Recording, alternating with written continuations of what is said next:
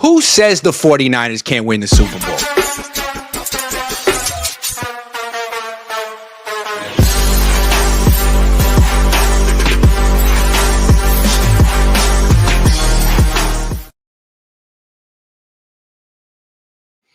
Hello, welcome to another week's episode of the best show on YouTube in the world, the Cohn Zone. We're the Cohns, Grant Cohn, Lowell Cohn.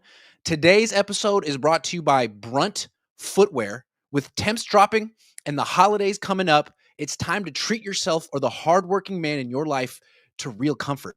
Skip the throwaway gifts and get them something built to last. Brunt Workwear. Our listeners get $10 off their entire order with code Cohn at checkout. That's bruntworkwear.com and use code COHN. Order today and let them know you heard it here on the show. And if you want to get the shoe that I got, get the Marin. It's very stylish and comfortable. In addition, today's show is brought to you by Mint Mobile. I use it and you should too. Turn your expensive wireless present into a huge wireless savings future by switching to Mint. Shop Mint unlimited plans at mintmobile.com/Cohn. That's mintmobile.com/COHN. Limited time offer, upfront payment of $45 for 3 months, $90 for 6 months, or $180 for 12 months. Plan required is $15 a month, the equivalent. Taxes and fees extra. Initial plan term only. More than 35 gigabytes may slow when network is busy. Capable device required. Availability, speed, and coverage varies. See mintmobile.com. Okay, Dad. The Niners didn't play this week. They had a bye week, but we saw other teams play. And we got to take stock of where the Niners are now that they have Brock Purdy back. 4 games left. Tennessee at home. Colts on the road. They just lost their starting quarterback. Bears at home. They just lost to the Packers and the Seahawks at home. Let's go game by game. How do we see this playing out now that we're here? Okay. Iggy, they are currently 9-4. That's correct. And that's 13 games and they have 4 left. Okay. Tennessee is an absolute win. In fact, it's such a win, I don't think we need to talk about it. Maybe someone will ask one of the coaches or players, is this a trap game? I believe it's not a trap game. I believe the 49ers could get kidnapped and have their kids play the game, and they would win this game. So it's an absolute win against Tennessee. I agree. I think we can definitely agree on that. They beat the Browns in Cleveland, but it had to come down to the very last play, and the Browns messed it up. They're about at each other's level, and the Niners just handled the Browns on the road. So week after that, this was the good news about the bye week. I mean, it's not good news, but at least the Niners don't have to face Daniel Jones, who is having a good season. He tore his Achilles. He'll be out. So the Niners will face most likely rookie 6th-round pick Riley Leonard. So again, I think that should probably be a win, although the Colts do have a good defense and a great running back. It's still a rookie, awful quarterback. Iggy, when I looked at the schedule earlier, I thought this game against the Colts would be a loss for the 49ers. No. Now, they're going to win this game. Even before Daniel Jones was out, the Colts were not playing that well recently. Prior, I mean, I think he was hurt, but he wasn't out. They're going to win this game, and that changes it for me. It changes my calculation. I would be shocked if they were to lose that game. Sorry about that. Yeah. I had so they'll be 11-4 at that point. Yes. It gets very interesting now because then the Bears. Here's the thing. The Bears are a good team. I want to be realistic here. They're a good team. They can run the ball. They have a pretty good quarterback. They're well coached. So what I want to say is, I think either team could win that game. I think the Bears could win, but I also think the 49ers could win. It's close. I think they'll be able to run on the 49ers. Iggy, how do you see that game? On the one hand, you could say Caleb Williams is good. He makes some really difficult plays. He can run. He's hard to contain, but he completes a low percentage of his passes. He's inaccurate. He'll miss wide open guys. He's still very green. And maybe even though the Niners are missing a lot of players, you figure like Robert Saleh can confuse him or uh, give him a tough time. But the Niners haven't beaten a team with a winning record since week 5. And this is a good Yeah, team. And it seems like when yeah, the Niners face a team with a good quarterback and a good coach, they give up a lot of points and lose. yeah. So, okay, I don't hear you saying that they're going to lose. I hear you saying they're capable of losing. Yeah. I mean, they'll It's be a at hard game, home. It's not like the Bears are so great. Is their defense so right? great? Is there they have a lot of questions. Yeah. So I have them winning the first 2 games. For me, the third game with the Bears is undecided at this point. I would need to know more. So it could be either a win or a loss. The final game against the Seahawks, they've already beaten the Seahawks. And Yeah. here's the thing: Sam Darnold is a very good quarterback when it's not high pressure. Then, when it's high pressure, he cracks up on the field. He does. I've seen him do it. So again, they could win or lose that game. So they could close it out, winning all 4, which would make them, Iggy, I'm bad at math. They would be 13-4. 13-4. What I'm saying is, I think it'd be anything between 11-6 and 13-4. I wish I could be more definitive. But the last 2 games I find puzzling, and I don't know enough about the Niners yet, even though we're deep into the season. Do you see it my way, or do you disagree? I do see it your way. I think that the 2 games that are most interesting are the last 2. The next 2 Yeah, games seem like easy wins, especially now yeah. that Daniel Jones is out. But the game against the Bears won't be an easy win, I don't believe. And I think that they're kind of similar teams. Both have good play designers as head coaches. Both have quarterbacks who like to run around and sort of hunt the big play. I mean, the Bears lost because Caleb Williams rolled left, didn't throw to the guy open underneath, floated into the end zone and got intercepted. I mean, Brock's made some plays like that this year, not with the game on the line, but it'll be interesting. I mean, they're kind of on each other's level. Who will play better? I could see Brock playing better than Caleb Williams, but I'm not certain of it. That's going to be a really, really good game. Okay. Seahawks. See, the Niners beat the Seahawks week 1, but that's when they had Nick Bosa and Fred Warner, and they held that team to 13 points. Since then, their offense has become very good. I mean, Darnold is Darnold, but I think they're going to score at least 20 points, and their defense is really good. I'd be surprised if the Niners beat the Seahawks in the last game of the season, but they could. Okay. I Yeah, understand. So you're sort of leaning toward 12-5. 12-5, but I don't have a ton of confidence in the Bears, really. I mean, if I had to pick that game today, maybe I would go Niners. It feels like a toss-up. Okay. I think I that mean, gets do you the at Bears seem legit to you, or do the Bears seem like they've won a lot of close games and they have a bright future? second. Yeah, Second. yeah. So I think you're coming down at 12-5 is what I'm saying. Sounds about right. Yeah, And Iggy, that's a hell of a good record. yeah. It is a hell of a good record. Yeah, and 11-4 is still. I'm sorry, 11-6 is still a good record, and I would imagine that it would get them in the playoffs. 11-6. Yeah, 12. I thought they were going to win 7 games this season. I was I way know. off. Me Yeah, too. Me too. so good for them. They haven't done it Yep. yet, but so far, good for them. Yep. Yep. So let's talk Brock, though. We got to talk quarterback, right? Isn't that what Ira Miller taught us? You got to talk quarterback at least once a show. And I think it's interesting for him is there's a lot at stake for him the rest of the season. 4 games left plus playoffs.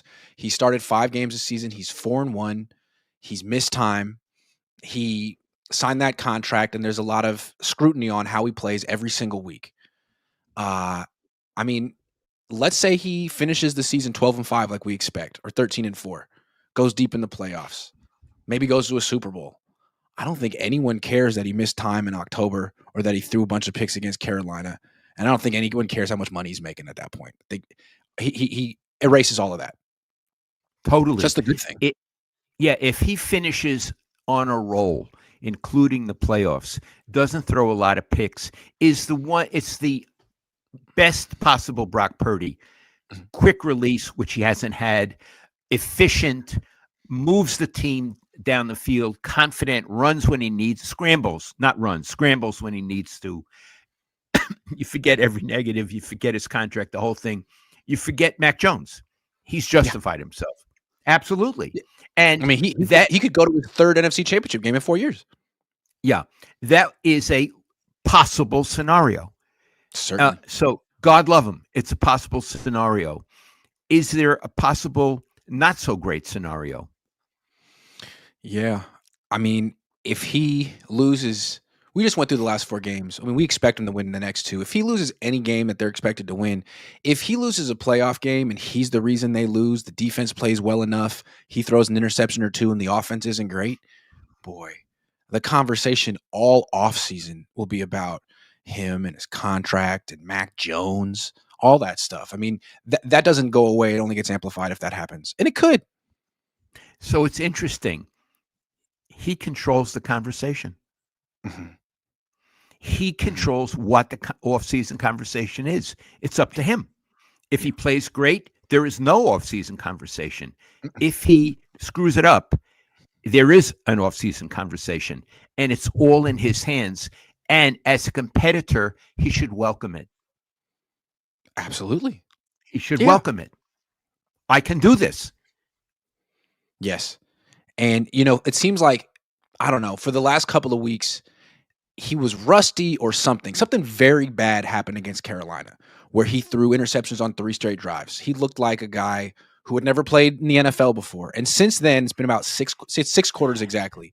Kyle Shanahan's been very cautious with the play calling and really hasn't put Brock in any positions where he would throw any interceptions, which is great. Get his confidence back. Absolutely. That's what he should do. But at a certain point in this stretch run, he's going to have to be Brock Purdy again. And we'll see how that goes. Yeah. So it's interesting. I want to look big picture for a moment. What we excuse me, what we said about the Niners is this deep into the season, we don't quite know who they are. And what we're saying about the quarterback, same thing. Deep into the season, we don't quite know who he is. And I No. want to make another point about that. That's great. It's Yep. wonderful when fans and writers, journalists, have a season where there's still suspense, still questions to answer, and still resolution. That there will be a resolution down the line. This is a really satisfying, from my point of view, an exciting season because so much is still yet to be defined. And what I love so much about this season too is it's Brock's story.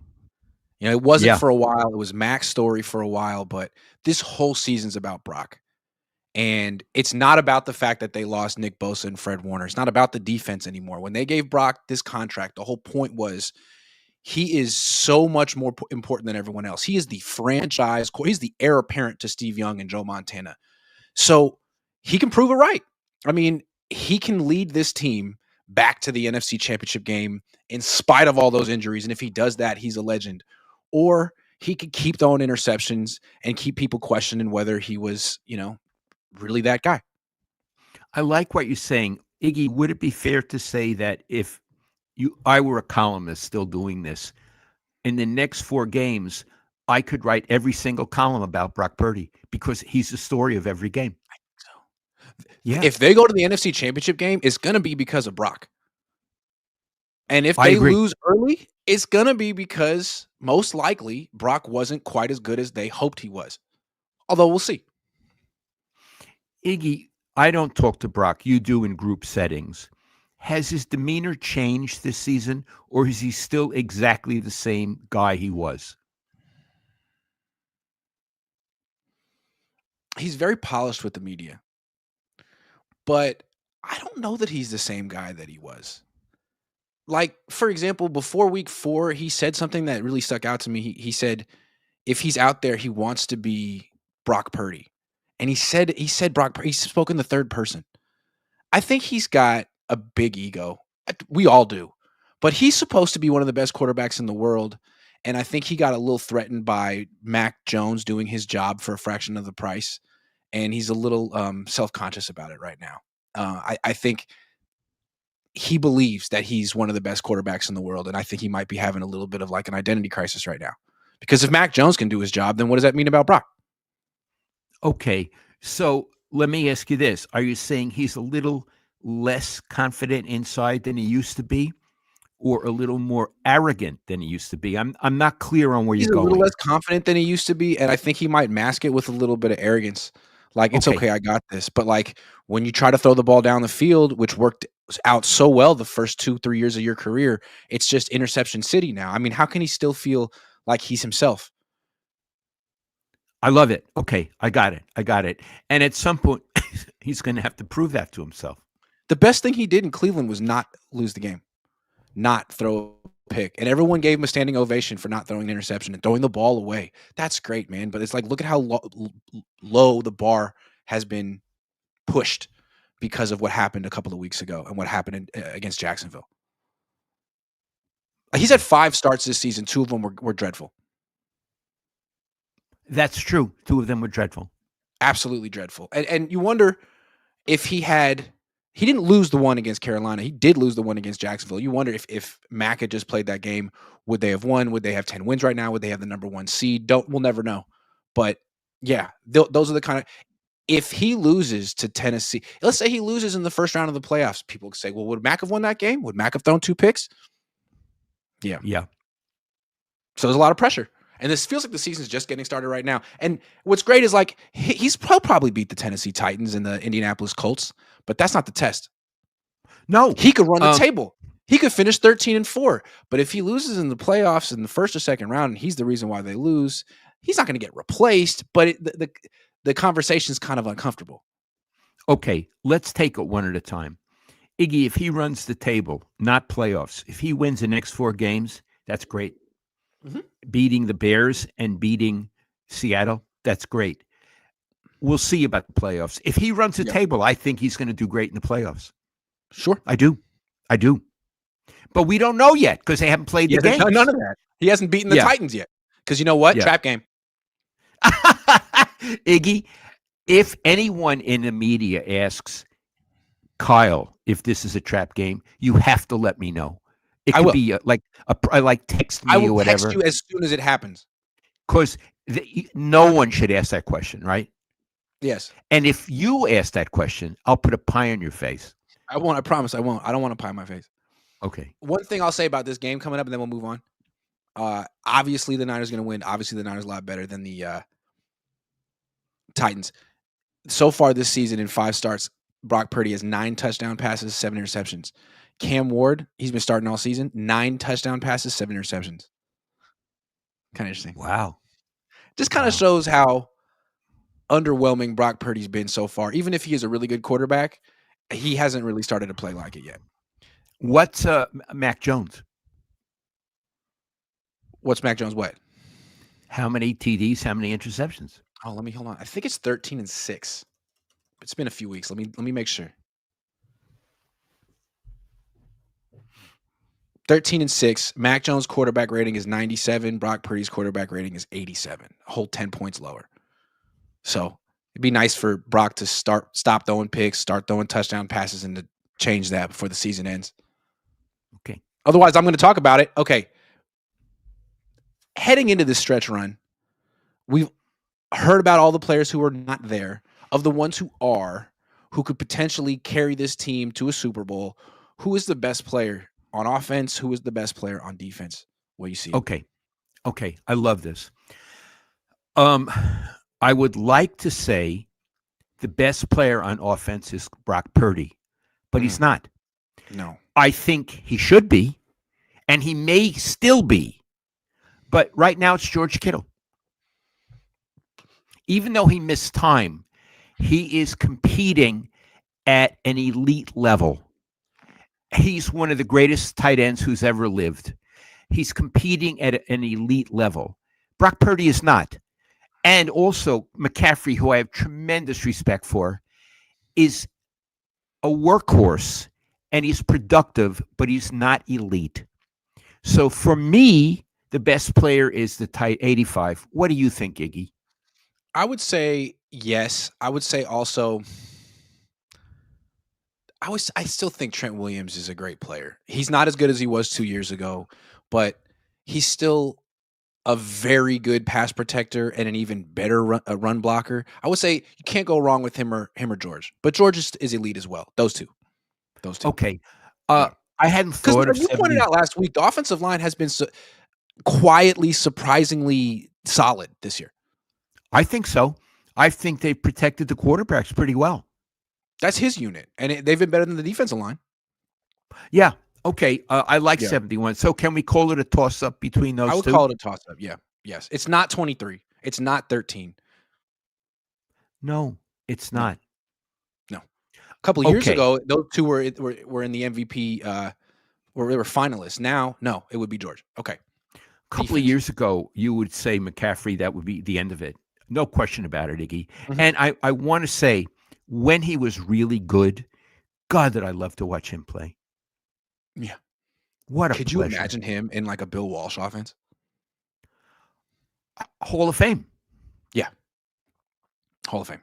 Hall of Fame. Absolutely. Yep. Yeah. Yep. Okay, Okay. defense. I'd like you to do the defense. Best player currently playing. Okay. I would say that it's Diamador Lenore. He hasn't had a lot of action this year, but I think that sort of speaks well of him as a cornerback. I mean, teams don't throw at him. They throw it up to Stout. They throw it the safeties. They throw it the linebackers. They throw it Ronaldo Green. Ronaldo Green's a good player, but he's constantly breaking up passes. Lenore isn't because he's pretty much not untested, and I think that's a big compliment for Lenore. He's a hell of a player. Hell of a player. Hell of a player. But there is one Ne- more guy who's kind of like in the running as well, and he's been more in the he plays in the middle of the field. He is getting tested. He's intercepting passes. He's making lots of tackles. It's the third-year safety Jair Brown. He's an interesting guy. He was a third-round pick. Steve Wilkes liked him. He started in the Super Bowl as a rookie, intercepted Mahomes, came back year 2, lost his starting job, didn't play well. That was when Nick Sorensen was the defensive coordinator. This year, Salas here starts off benched, gets a job as like a nickelback on first down, plays well, and now he's arguably their second best player on defense. So Jair Brown. I love it. You're educating me. And He's a it lot like also, Talanoa Hufanga. He's essentially replacing Talanoa Hufanga. Bigger guy, not the fastest guy, but finds himself around the ball and is intercepting it, which is what they need. and that speaks well of Salah too, that he knows Yep. his personnel, Yeah. right? And he gives Yeah. them opportunities to get more action. Yeah. So you think like a team that's led by a left tackle, a tight end, and 2 DBs, it's probably not enough to win a Super Bowl when there's teams out there with like Josh Allen. But then the Niners are interesting this year because they have one of the best returners in the league, Sky Moore, who's been a real weapon for a month. Eddie Pinheiro was like wouldn't miss, and he's coming back. 2 really good coaches. They're a very interesting team. Yeah, as I say, this is one of the most fascinating seasons I've ever witnessed. I wish I were I don't want to work anymore, but I wish as a young man I could have covered this team. One of the things I like about this team is that the Niners have looked at themselves in such a weird way for years, almost like a basketball team, like they're like the core, and it's like 5 players, a 7-man rotation. But it feels like what's special about the 2025 49ers is has nothing to do with the core. It's an actual team. The special teams guys matter. Sky Moore matters. Uh, Cleveland Farrell off the practice squad is more important than Nick Bosa because he's gone. I like that about this team. It's actually more of a team. I dislike the idea of a core. I dislike the idea that people identify themselves on the team as a core. I like the idea of a team. And I can think of coaches who would not allow discussion of a core because the whole team is the core. Yeah. You're not a basketball team. You're not a doo-wop group. It's not about the 4 or 5, 6 of you. It's about 53 guys coming together. And one of the things I really like about baseball, growing up playing that sport, is that you can't act like you're more important. There's no core group of on your baseball team because everyone gets the same amount of at bats. You all have to carry your weight. And I think on a football team, it's supposed to be the ultimate team sport. Everyone has to carry their weight. And on this team, I mean, Jake Moody wasn't, but the kickers are now. The returners are now. The special teams was always a huge problem. In the Super Bowl 2 years ago, when they had a team that you'd say objectively on paper was way better than the 2025 49ers, they fumbled a punt return. They muffed a punt. They gave away points on special teams. This team actually seems like they could be generating points on special teams in big games, which is huge. And they got You're Salah. you're having fun covering this team, aren't you? It's a very interesting team. I mean, it feels like they keep telling themselves that next year's the year and this is just a transition year and they can take their lumps and they're ahead of schedule. I don't know, man, because next year Salah could be gone. Clay Kubiak could be gone. Mac Jones could be gone. Trent Williams could be no more. This feels like a great year to win the Super Bowl. And they just might. Who knows? In spite of all the Iggy, things that they thought and did. I'm not sure what the team thinks. Although I think around the trade deadline they were thinking that, but certain people in the media have put forth the idea that this is a transitional year and it won't really come to fruition until 2027. And as I've said before, that's a bullshit narrative. It's a bullshit narrative. I mean, yes, Diamador Lenore and Jair Brown could be, foundational pieces for the future, but right now the best players on offense, one is 37, one is 32. This is a great year to win the Super Bowl with those guys. If you win the Super Bowl in the future, those guys could be non-factors. Hey, Iggy, could I say something? You just used the word pieces. Those are good pieces. Oh, I said that. I'm sorry. You did. Could we have a little parenthetical for a moment? Because Sure. I thought about this a lot. I'm not getting on Iggy, but I guess I am a little bit. You hear it with football announcers all the time. Oh, they've got their pieces. They got him. He's a good piece. And I've thought about it two ways. One is it's very dehumanizing. Yeah. It's not calling them a good player. It's calling them a piece. And I understand in football why you would dehumanize because they have the helmets on and you can't really see their faces, especially if you're live, if you're at the ballpark. In baseball, you can see them. In basketball, you can really see them.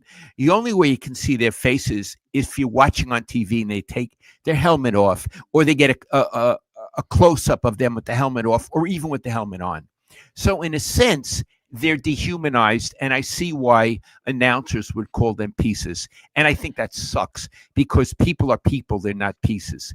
But there's something else. Football, as played in the NFL, is the closest thing to live chess. Mm-hmm. And in chess, you call them pieces.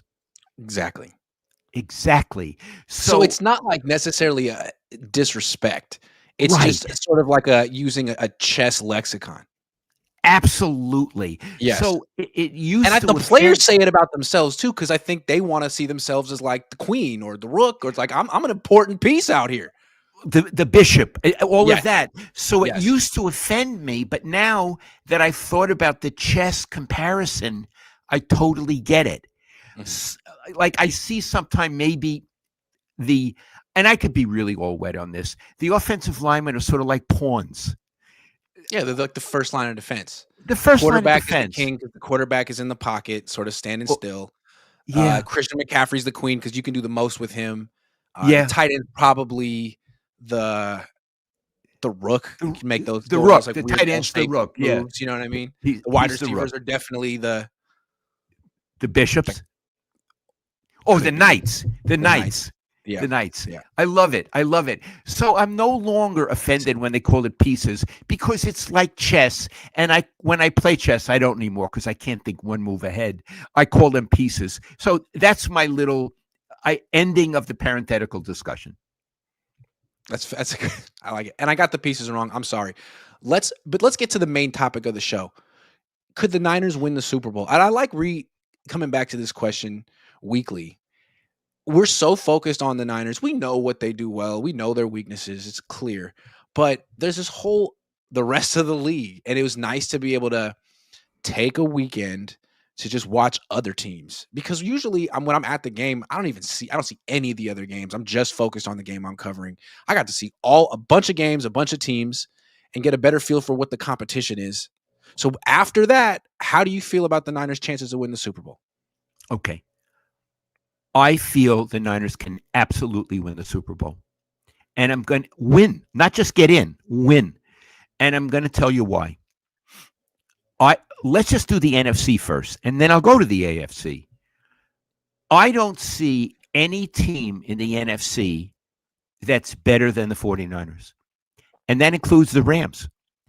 They split with the Rams the last time the Rams kicked their ass. But then the Rams got beat by Carolina, right? And Iggy, Carolina sucks. They do. really, really suck. So if you can lose to Carolina, a lot of teams can beat you. Philadelphia's going to play tonight. They're not that great. They're in a tailspin. They've lost 2 in a row. They're not that great. Dallas they might not even make the playoffs. I don't think they're going anywhere. The Lions are extremely vulnerable. They might not even make the playoffs. Yeah. So Green Bay's good, but like, are you really scared of Green Bay? They're good. I don't think so. Yeah. So what I want to say is, LaFleur. What I want to say is, I don't see any team in the NFC that is clearly better than the 49ers. And Iggy, I would not have said this at the beginning of the season. I would have said the Niners were second tier behind the Lions, behind Philadelphia. Or, now I think they're absolutely as good as those teams. I think they can win the NFC. I don't even see why not. And I think they could go to the Super Bowl. How do you look at it? Yeah, and that's not because I feel the Niners are so great. It's because I feel like the league is that wide open. In the past, when the Niners were rolling, there was only one team that they just simply couldn't beat, and that was the Chiefs. And the Chiefs seem all but dead. They're not good. They're probably not going to the playoffs. So even if it seems like every team the Niners could potentially face in the rest of the season is a team that they have beaten, could beat. And this is a team that's been together a long time. Brock Purdy's played playoff games. They have chances are when they get into these games, they're going to have as much experience in the playoffs or more than their opponent. Yeah. So we'll move to the AFC in a moment. But I think it's true. I don't think the Niners are what you'd call a great team, but they're good enough. Mm-hmm. In the territory of the current NFC, in the landscape of the current NFC, they're good enough to beat anyone. Mm-hmm. Now, they could also lose to not anyone. They could lose to certain teams at their level, but I think there is no team above their level. So it seems clear to me, if they play well and get coached well, they can win. They can go to the Super Bowl, and I feel confident about that. Does that mean they will go to the Super Bowl? I don't know. I don't know what's going to happen in the rest of the season or the playoffs, but I have a strong feeling they could. Iggy, it would just be so interesting if, like, after all these years with Lynch and Shanahan, if this were the team that won it all. Because again, it doesn't seem like the best team they've had. It doesn't. Right. But in a way, I mean, it's less top heavy. It's not about the stars as much. It's about it's three phase. You actually have the best special teams in football. You've never had that under Kyle. You have one of the best defensive coordinators in football.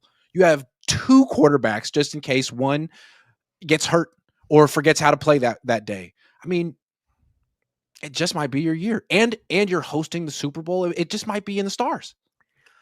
I forgot that. Hosting the Super Bowl. Wouldn't that be a story, Iggy? Wouldn't that be a story? Yeah. Okay. Let's talk about the AFC. Mm. So we got him in the Super Bowl, right? Yeah, sure. Is there a team in the AFC that could just take them apart? I don't think so, Iggy. I'll name some teams that before the season I really respected. And that was not New England, by the way. We'll come back to them. I thought New England was going to be an also-ran. But Buffalo, Buffalo's vulnerable, Iggy. They are vulnerable. The Ravens, are they going to make the playoffs? I don't think they're going to make the playoffs. They suck. And Kansas City, they were in the Super Bowl last season, I should say. Yep. I don't think they're going to make the playoffs. I mean, Denver, who's New England. well? Let's come back to New England in a moment. Denver is a good team with a very good coach, but I think the Niners are a better team than Denver. Yeah, I mean, if they face Denver in the Super Bowl, would you really feel confident in Bo Nix in a Super Bowl? Yeah, yeah, Maybe, yeah. maybe. The class of the AFC is New England, and they're very good. And Iggy, they're very well coached, Mhm, and they have a good quarterback, but mhm. they're very, very, very young. Yeah, And teams like that tend to need another year, another yeah. If two they were to years. lose in the first round of the playoffs, you'd say, yeah, I could see that. Yeah.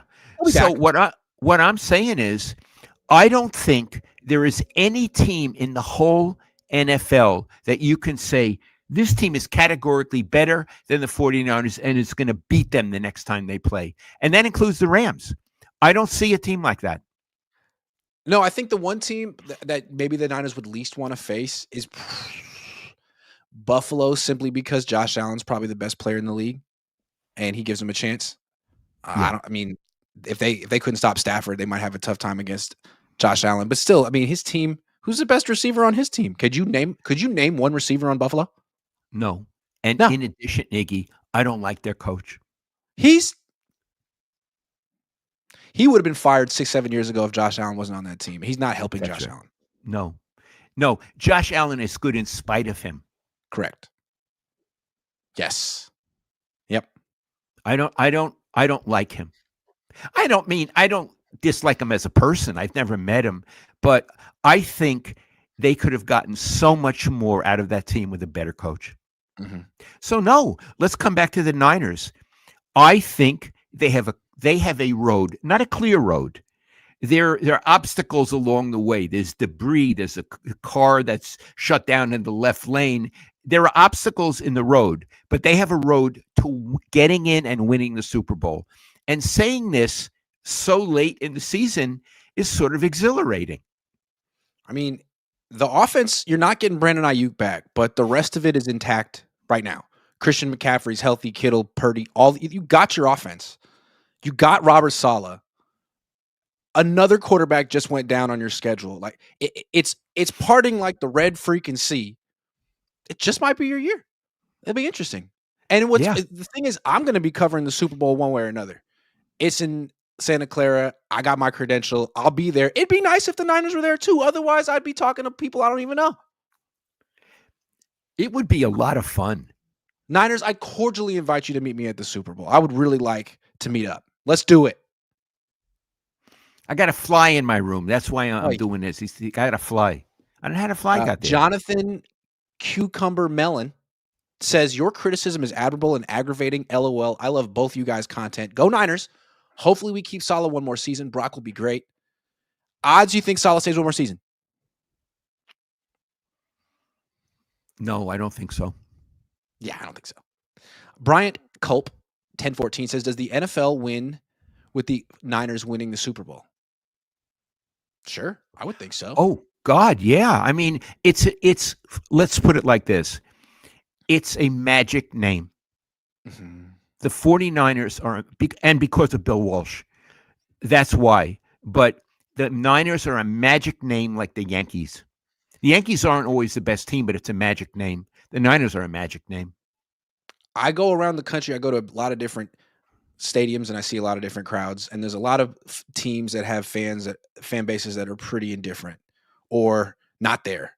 And you can't say that about the Niners. The Niners have a rabid, large fan base, and there's like 5 or 6 or 7 teams like that in the whole league. The Niners are one of them. It'd be great for the league for the Niners to win. I think the Niners have a much bigger fan base than the Kansas City Chiefs, and they've been a little dynasty the last few years.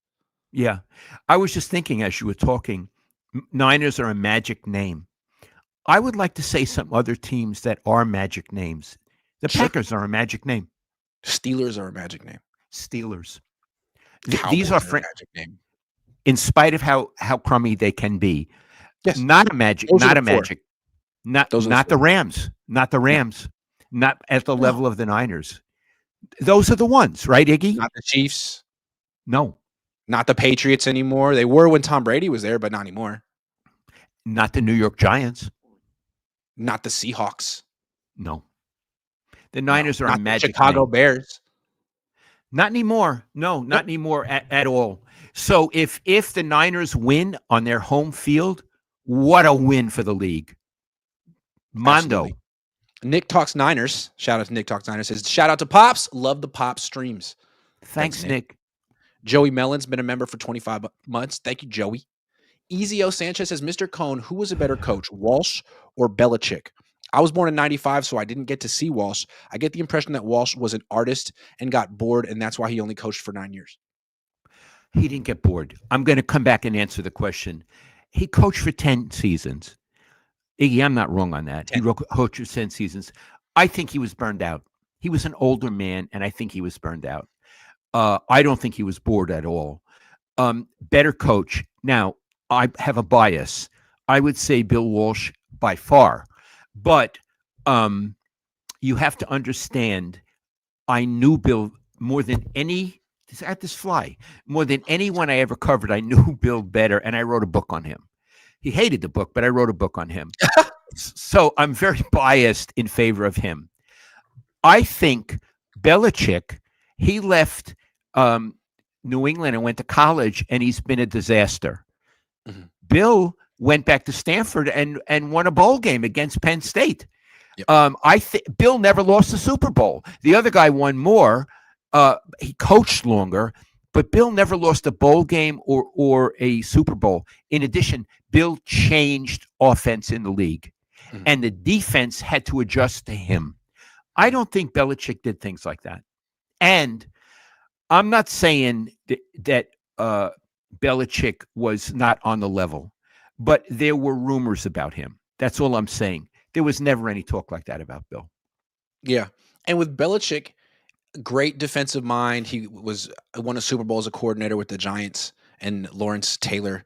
But as a head coach, you kind of have to say, like, well, you were an utter failure with the Browns.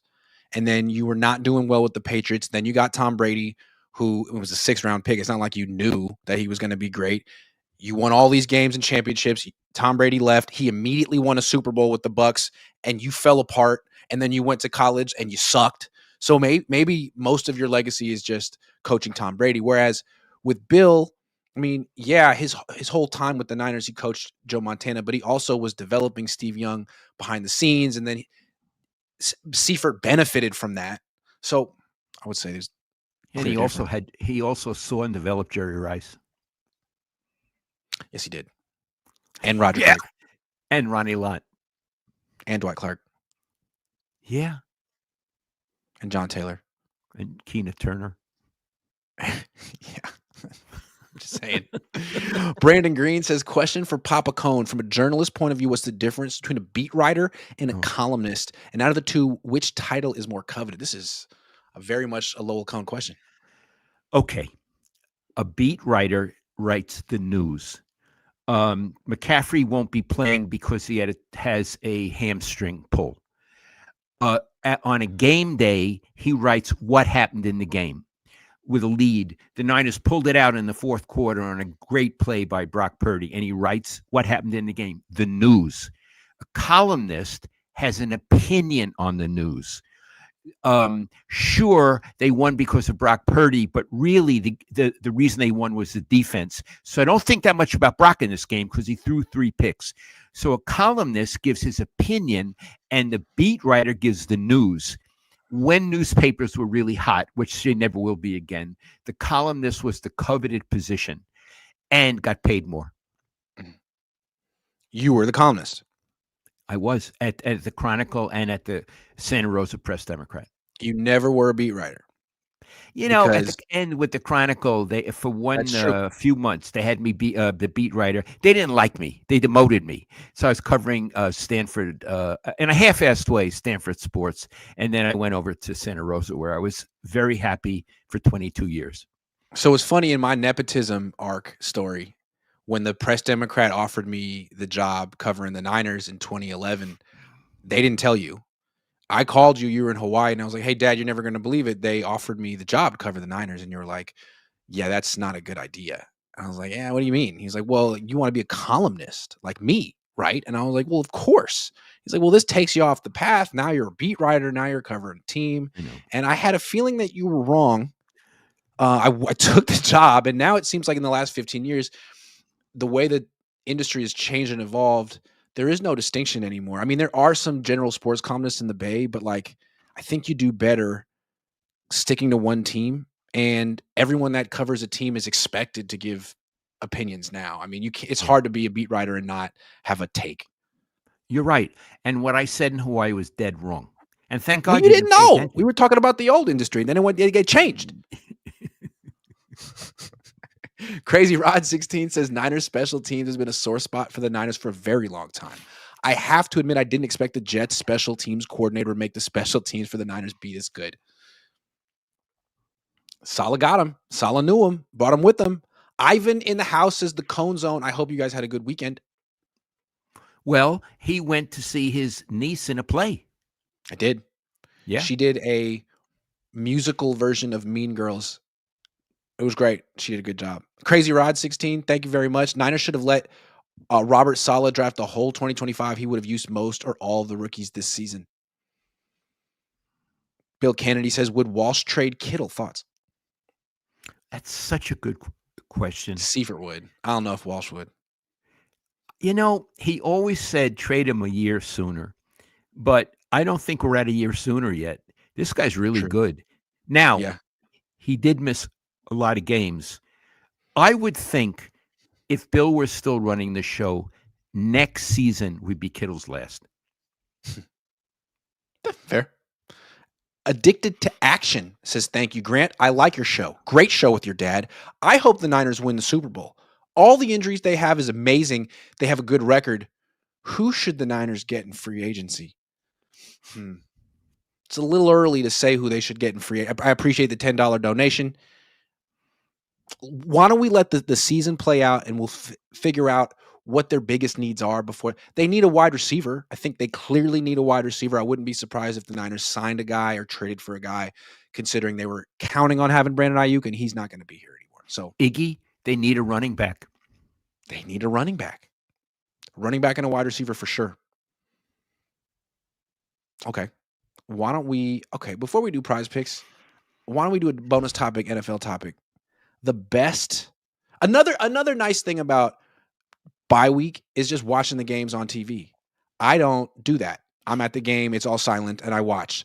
But this weekend I could hear Tom Brady, Tony Romo, Greg Olsen, all the guys. Who would you say is the best? And then we can talk about who the worst is. Okay. What we're talking about is not play-by-play announcers. We're talking about analysts on national on TV. And I want to, just before I get into it, say you have to understand, I was, for almost 40 years, I was a sports columnist sitting in the press box, and you don't hear the announcers. So this is all new to me. I watch games at home now, and I hear the announcers. Sometimes I turn off the sound, and I'll tell you who I turn off the sound on in a minute, because I find them irritating and they get in the way of my watching the game, because I never had people talking before. Press box is very quiet and you don't hear any announcers. So this is all new to me, listening to announcers. Now, I think Iggy and I disagree on the best analyst. So I'll give you my take, and then Iggy his, and we'll go on. I actually like Tom Brady a lot. And I'll tell you why I like him a lot. I've never met him, although he's a Bay Area guy. I thought he would be, because he was so great and so famous, kind of condescending to the athletes, because he's better than most of them. I find that he's very enthusiastic and really likes what good players do. Yeah, I remember a few games ago, Kittle flew and parallel to the ground and caught the ball, and Brady was really excited. He said, "Look at the big man go!" And he wasn't at all condescending. He was enthusiastic, the way Gruden used to be as an announcer, not as a coach, but as an announcer. And I like that sort of innocent, gosh, OG quality. The other thing I like about him, because he was a quarterback and one of the greatest, he sees the game from the quarterback's point of view. And that's the key point of view. it's like Mike Krukow when he is so great because he sees the game from the pitcher's point of view. And you thinking every moment with Mike, what is the pitcher thinking? What is the batter thinking? What's going on Mhm. between them, their minds? And he's doing that with the quarterback. So I go for Brady, but I know that you have someone you prefer. I like Brady a lot too. Um, I think that he's new, and a lot of times he tries really hard to be positive and to find enthusiastic things to say. And you find him say like analyzing celebrations and saying that what a great celebration that was. I was like, all right, Tom, you know how to be so enthusiastic. Well, I kind of like Troy Aikman. He's almost bored. He doesn't talk a lot, but he doesn't care. Like he doesn't give a fuck. And he will criticize people. He doesn't have any filter. He doesn't wait to say it. He will be pretty like salty. And I like that about he's almost condescending, which I kind of like because he wasn't the best quarterback of his era. He was very good, but he wasn't the best, but he still has his own perspective and I don't know. I appreciate that. What about the pen? He's always holding a pen like he's always like, all right, here's what I'm seeing out there. It's like you haven't used that pen. That pen probably doesn't even work. You Is feel Tom Brady we not a feel pen wearer? I've never seen him with a pen. Every time they give a thing with him and Joe Buck, with Aikman and Joe Buck, he's holding the pen. And I wonder, does he really use it? I don't know. Or is it a prop? But aside from the pen, listen, I prefer Brady, but I'll go. I really like Aikman. I'm going to tell you another one I like. As much as Aikman, I like Chris Collinsworth. Mhm. Do you like him? He's a lot of fun. He has a twinkle in his voice if that exists. He Yes. seems to really enjoy the game. He has all kind of voice modulation and energy, emotion, and I don't know. He's probably the most entertaining of the announcers. Okay. I'm going to say, I agree. I don't think he's as good as my guy Brady. But here's what I want to say. He's with Mike Tirico. Mike Tirico, yes. I'm Tirico. Again, I don't know these guys. Mm-hmm. I think they're the best combination. I don't put Collinsworth as the best analyst, but I think that they have the best chemistry, the two of them. And I think Tirico is the best play-by-play guy, Iggy. I really think he's very good. Yeah. He's great. And I think they're the best combo of all of them. Yeah. Now, I'm going to talk about some others. Tony Romo. He's terrible. Iggy, when he first started, I thought he was okay. Now, I wonder if he even does his homework. And I don't know, but I want to say one other thing. Sometimes at the end of his sentences, he drops his voice so much, I don't hear the conclusion. Do you have that with him? He just trails off. It's terrible. He's like, it's like, could you figure out what you want to say before you just start making noises? Here, I'm going to give him, here's my explanation for the downfall of Tony Romo. He was never that good. The reason people liked him is because his first season, what he would do is he was like, oh, they're going to run this play. And he was right a lot of the time. And the reason he could do that is because he was just in the league and he had been doing his homework. So he had studied all these defenses and he pretty much understood what he was seeing. But it's been 10 years. Defenses have evolved. Offenses have evolved. He hasn't been in the league. I mean, he's detached from it. So he has no idea what he's looking at anymore. And the one thing that made him kind of fun to watch and different, that he could predict plays, that's gone. He doesn't even try to anymore. And he just seems like he just sounds bumbling. Yeah, I think so. So I he may be a very nice guy, Tony, but I'm sorry, I can't. I'm not a fan of your work. I'm sorry. Now, I want to get. You cannot have a pony. No, you cannot have a pony. The thing about Collinsworth, he's not a quarterback. Yeah. He's good. He's a wide receiver. And I think if you're an analyst and you're not a quarterback, it kind of puts you at a little bit of a deficit when we talk about a guy like, say, Greg Olsen. Oh.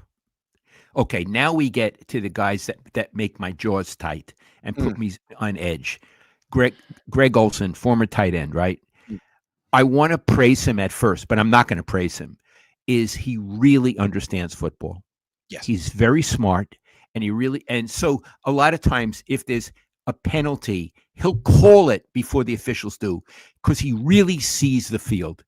someone was offside, someone did this, someone did, it was holding, defensive or offensive holding. I mean, he's really, really good. So I give him that.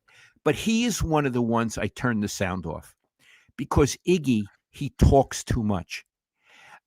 I think a good announcer has to understand to be concise, how to be concise, just like a writer.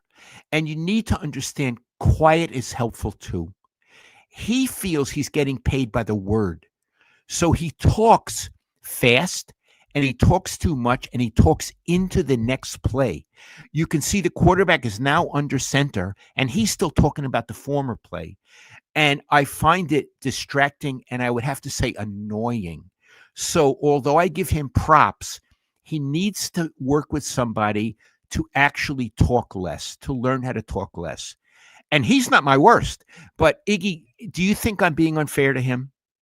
I don't. I think he means well, but the pace at which he speaks and the fact that he talks into the next play is kind of unacceptable, and he should be coached. And they should fix. They should turn off his microphone once the play starts, because it seems like the best of all time or the most famous of all time is John Madden. And if you remember Madden, I mean, he wouldn't always use words. He would say things like boom. He was very emotive, but he wasn't speaking fast and he wasn't speaking into the next play. He was done when the next play started. He was relatively concise. He was great. He was great. He was a better announcer than a coach. Yes. He was a better announcer than a coach. Yes. Bill Walsh was a better coach than him, but was not a good announcer. Why was he not a good announcer?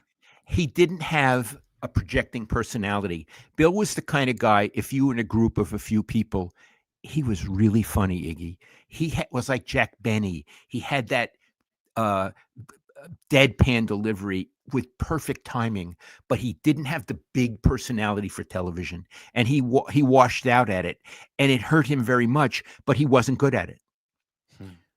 So now There's I'm going to tell some you of that in your book, Rough Magic. about him. Yeah, Yeah, I think so. I haven't Yeah. read that book in like a long time. It's really good. You did a good job. There's the scene where he's working for NBC, I want to say, and they wanted him to interview Joe Montana, who was still like in the NFL at the time and a big shot, and Bill had to like, you know, ask him for an interview. It was like a power role reversal, and it's interesting. I'm Yeah, not gonna tell you what happened. Go read the book. it was hard. Yeah. Okay, now I'm going to tell you the one I like the least. It's this Herb Street. Is that his name? Kirk Herb Street or Herb You call Kirk him Street? Kirk Street. What's his name? Kirk Herb Street. You call him Kirk Street, and I like that better. Okay, Kirk Street. Here's the thing.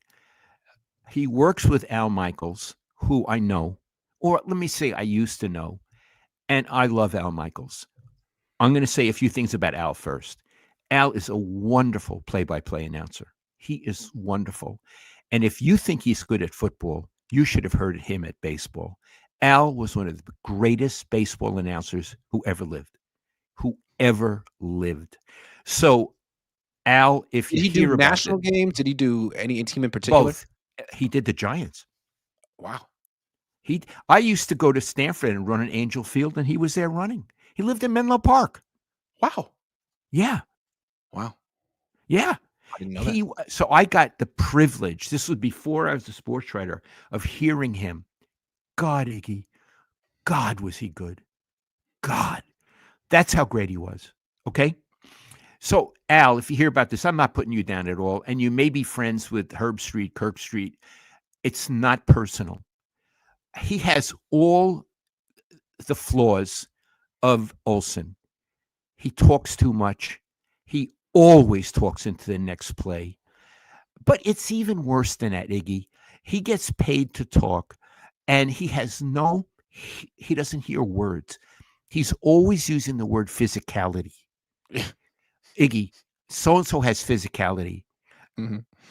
Kirk, don't use it anymore. Yeah. It's an English monstrosity. Find It's a a better way to football only word. You never would use that word in any other setting. Physicality. physicality. Yeah. And Iggy, he says it all the time. All the time. Also, like he's a college guy, so he always wants to show you what he knows about every player's college career. He went to Oh, Ohio State. He went to Maryland. Who fucking cares, man? I mean, right. no, but it's like it's the NFL, man. We're past that. Yeah. Say he was at Alabama and he was a leader. He was a leader. Who gives a shit? He's in the NFL now. That's over with. So Yeah. he's always mixing in college with the pros. Everybody has physicality. He talks Iggy. Didn't we one night we're watching a game and we said in one paragraph he had about 5 cliches. He Yeah. has every football cliche. So, he's But one. unlike Greg Olson, who you seems like understands the sport and is just having a tough time explaining it concisely to people who don't know as much as him. Herbstreit doesn't seem like he has any special knowledge of the sport. He's not teaching me anything about the game or the strategy. He just has little Wikipedia biography entries about certain players and talks too much. Yeah. So Iggy, when I watch them, I get it on Prime. I always turn off the sound, which hurts me because I want to hear Al, but I can't. I'd rather not hear Kirk Street than to hear Al, and that's bad. What But one annoys me other, about Herbstreit going into the play is because that's Al's time. Shut the fuck up. that's You Al's gotta give time. it over to you're a team. And when you're talking when the play's going on, you're just bogarting. That's the kind of thing that the dude for the Warriors does. He's both. All of a sudden he's both. And it's like Kalena's like, hey man, like, do I need to be here? I'm saying. I Sorry. second that, Iggy. Yeah. You know what? I second that emotion. Okay, Yeah. but Herb Street is one I always turn off the sound. The only time with him I turn on the sound is if there's a penalty and I need to hear the official, so I know what it was. But then I'll turn it right off because he actually harms the game for me. I find it so annoying to hear him. And he may be a wonderful man. I'm sorry. I'm not saying anything like that. It's just for me, he's unlistenable compared to someone like Aikman or someone like Brady. And one other thing about Collinsworth, which you point out, everything for Collinsworth is a situation. It's never Oh my third and four. It's never That'll be third more. and four. It's a third and four situation. His whole You get life this is a guy in a situation. 3rd and 7 situation, man. We need to take situation out of football. It doesn't help, Iggy. Situation. If you people use that word all the time. If you ask the average American to just give a definition of the word situation, how would you even go about it? Well, it Yeah. means a circumstance. Okay. Well, then why? It's you can always take that word out of a sentence. Yeah. It's Just third and delete four. it. It's 3rd and 4. Third and It's four. not a third. It's also a 3rd and 4 situation, but it's just 3rd and 4. Third and four. And Yeah. football fans know it, what third and four means, and would appreciate the lack of a situation. So his Achilles heel, Collinsworth, everything is a situation, Iggy. He must use that word 50 times a broadcast. Before we move on, I want to shout out the Niners announcers. To their credit, Greg Papa and Tim Ryan both really know the sport. They really know the team. They really know the rest of the league. And you will be well informed if you listen to their broadcast. They do a good job. Yeah, now Greg is not well these days, and we want to shout out to Greg. You're wonderful at what you do. You're a great guy, and we wish you, Grant and I wish you all the best. I've never met Tim, but Grant has, and he says he's a great guy, and I do enjoy to listen to Tim. Mm, So agreed. shout out, And I thank you. I'm think glad you Guy did that. Haberman is doing a good job filling in too. He's always been a good college play-by-play announcer. Does his homework. Knows what he's talking about. Got a good voice. Jewish. Landsman, he's a Landsman. Landsman. Okay. Prize picks time. We got Niners. We got Titans. Brock Purdy, 241 and a half passing yards against Tennessee. You think, yeah, it's Tennessee. They suck. Well, he hasn't eclipsed 200 yards since he's come back from the injury.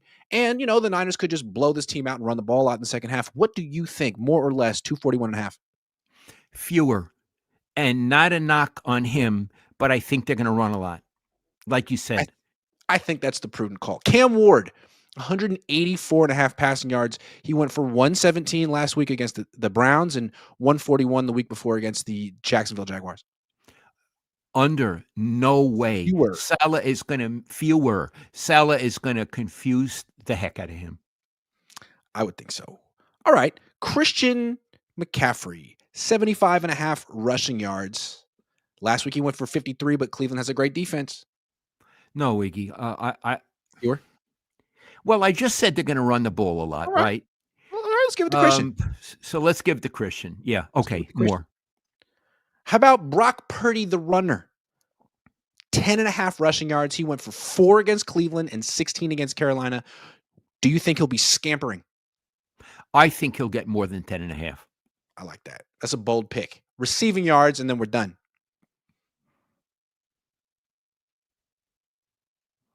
Kittle, 48.5 receiving yards, more or fewer. I'd rather do a wide receiver. Juwan Jennings, 47.5 receiving yards, more or fewer. He had 39 last game and 41 the game before that. I'm going to say fewer. Okay.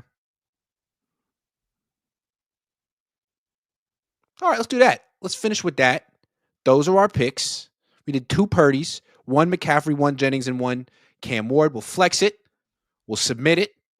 Make sure you download Prize Picks yourself. It's available in 45 of 50 states, including California and Texas. And if you play $5, you get $50 instantly in lineups when you use promo code COHN. All right, we got a few more super chats, and then we're out of here. Niner fan says Walsh has better coaching tree than Belichick.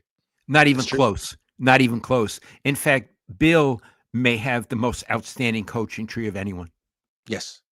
And maybe the fact that Belichick's assistants kept leaving and failing indicate that there's something lacking in Bill, and that maybe his legacy was highly tied to Tom Brady. I don't know. Lyle Bolliard says Pat Summerall and John Madden was the GOAT of announcers. I loved Pat Summerall. I preferred him. I mean, they were different, but I liked how serious and slow he spoke. Yeah, he spoke like an FM announcer on a jazz station. Pat Summerall was great. See, the way I always thought about Pat Summerall when I was a kid is like a guy who was announcing a battle in like an old war over the radio. Like, and now they've brought in their troops over here. Like, you know, very serious and slow. Gary Plummer with the I love that, Iggy. I love it. Pat Summerall. The Real Lyrics Media says Niners are in great position to make a run. They would have exponentially bettered their chances to win a Super Bowl if they'd added a really good pass rusher. That's what will cost them. Good quarterbacks will pick them apart. That's most likely what could happen. I mean, Stafford did the last time. He did. Richard Evangelista says, going off subject, is Juwan Jennings the Draymond Green of the Niners? It's okay for Mike Tyson to tell reporters that he'll eat their children, but now okay for JJ to talk a little trash? I think Iggy and I may disagree on this. Let's leave Draymond Green out of it for a minute because he's so different from Juwan Jennings. I don't know what Juwan Jennings said to those players when their guy went down, Iggy. I don't know what he said, but he offended them. Mm-hmm. Me, I think that's beyond the bounds of good sportsmanship. But you don't exactly feel that way. So why don't you explain what you feel? And I respect how you feel. I'm not defending Juwan because I don't know what he said. It's possible he said some really foul stuff. It just seems to me that in football, you have the unique opportunity to kick the shit out of him. And you didn't because you suck. And so you went to the post-game press conference and talked about it, which is fine. But you could have hit him. All 11 defenders could have hit him as hard as you could, but you couldn't because you guys suck. So I just have less sympathy. He said something to you? All right, well, it's football, man. You could deal with it. It's like a boxer coming out, man. He disrespected me in the ring. Man, punch him in the face then. You're allowed to. It's legal. I like what you're saying. Yeah. Richard Evangelista says, going off subject, got you. Hold on. Niner fan says the Colts are reportedly working out. No way. No. Working out Phillip Rivers? He's 49. I thought he died. That's the other Phillip Rivers.